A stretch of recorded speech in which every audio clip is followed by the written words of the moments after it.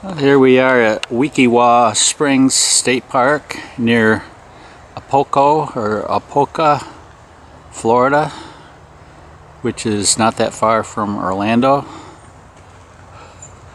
This is our spot. We have an end spot. Nobody real close to us. Restrooms over there. There's the next site over.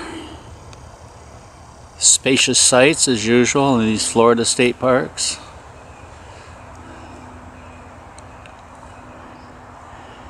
It's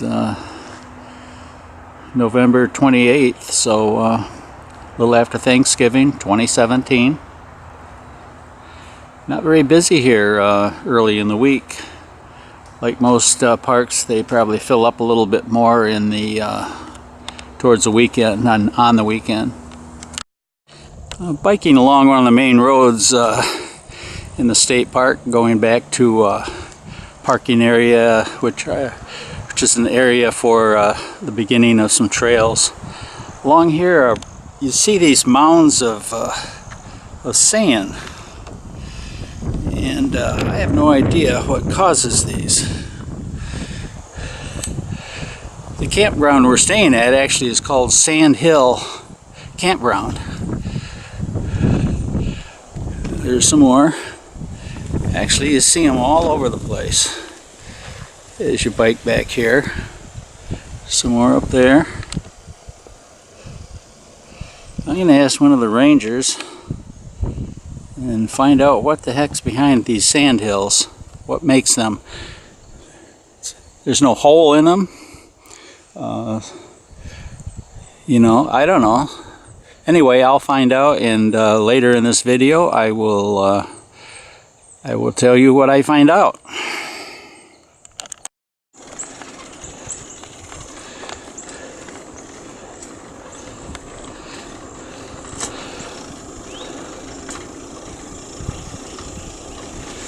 That's a beautiful day here.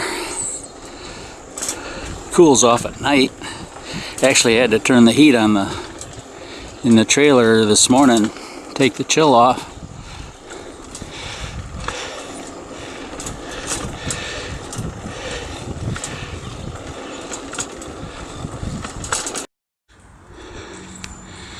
This is entering the area where the springs is.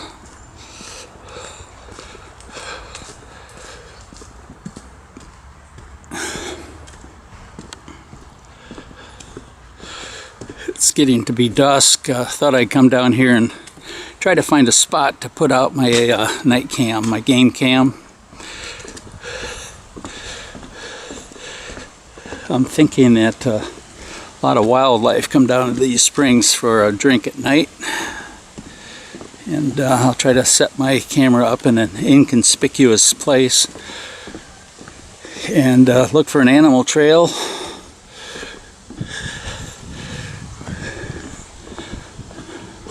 Animal trail to aim my camera at. Come here, please. Yeah, so you're saying that's an albino? Uh-huh. Oh. Yeah, partially albino. Okay. Because I'm used to seeing them with the black or the pattern on the bottom. Yeah, more like that. This is a true corn snake right here. Oh yeah. This is the normal coloring that you find with the red rat snake. But this one of its parents was an albino. Oh. This one would not survive very well in the wild because it doesn't have the camouflage. Right. Yeah, I've been finding a few around. Have you? Yeah.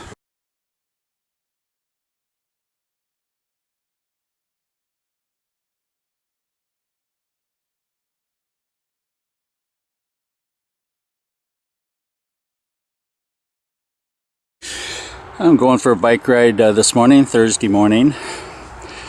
I think I'll ride to the ranger station and ask them about these sand hill mounds that you see around along the edge of the road and back in the woods.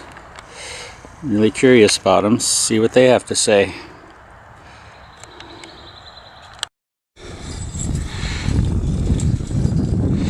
Last night we took a drive when it was after dark just to see what we could see. And we saw one deer, and we saw a coyote trot in front of us. Nice looking coyote. A lot of wildlife around here, though I haven't seen any wild turkeys or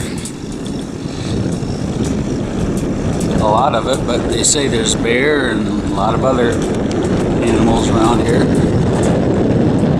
Oh, I'm on the downhill going pretty fast. Anyway, on my way to the ranger station, find out about those sand hills that we see along the road in the woods. Entering the springs part, the springs of the state park, springs area. Very pretty down here. Got some rolling landscape.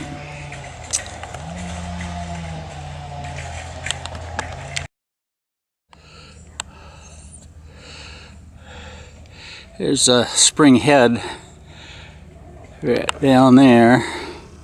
I'll go down there in a minute and you can see the water bubbling up.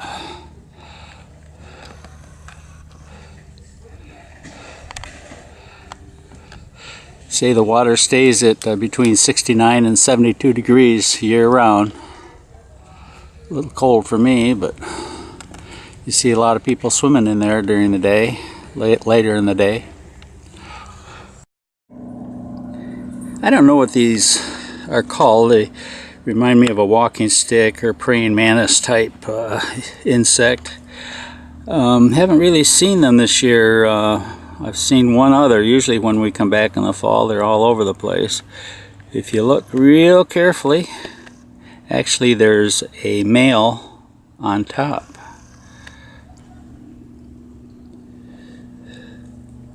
That's the way you usually see them, attached. Anyway, I should look up and see what these things are called. Okay, here we are at the head of the springs.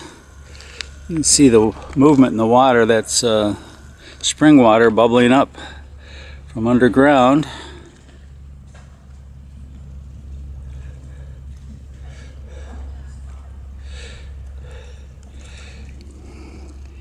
You see these, they've got a few of these areas where swimmers can walk down to the water.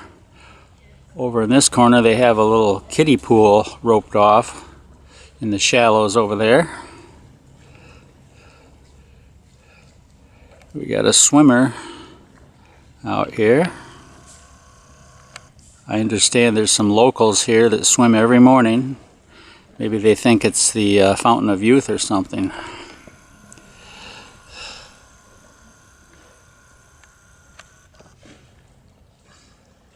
Anyway, I'm going to walk around and walk down here to the end of the walkway and look at the sights.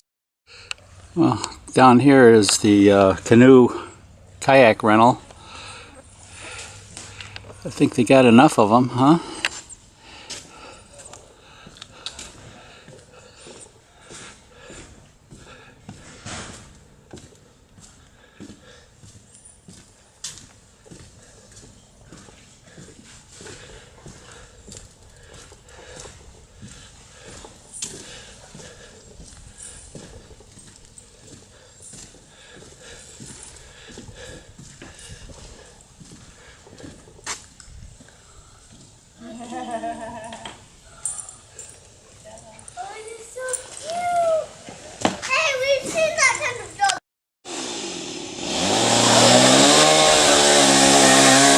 Hurricane Irma did a lot of damage across Florida. Nothing like a Hurricane Andrew, but you know, it downed a lot of trees around, including at this state park. Got some guys over here trying to clean up.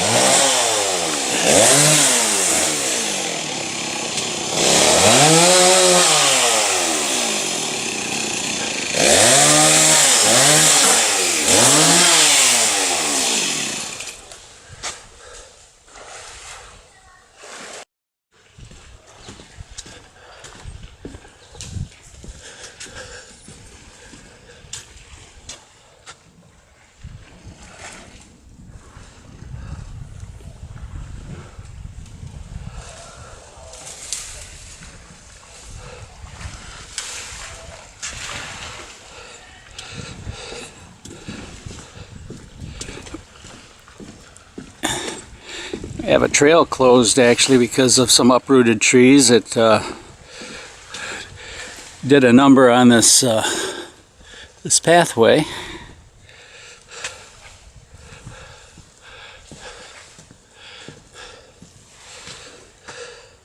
Take them a while to get everything back to order.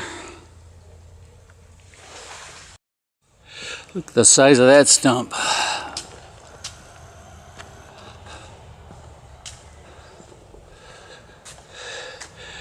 Tree is very old and it was hollow, is hollow. And that's why the wind took it down, I'm sure.